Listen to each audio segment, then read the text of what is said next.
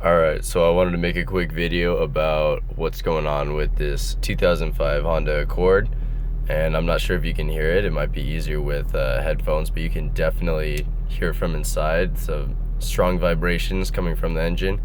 At first I thought it might have been a front end suspension problem, but it turns out I'm almost 100% positive that it's the engine mounts.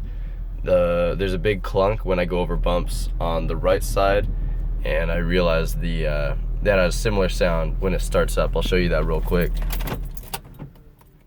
So you can definitely hear a whole bunch of thumping coming from the front end. If wear headphones, you might be able to hear it.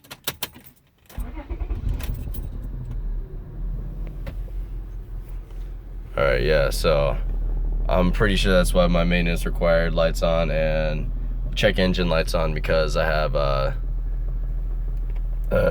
O2 sensor issue, but I'm about to replace that. So let me know if you have anything similar in the comments.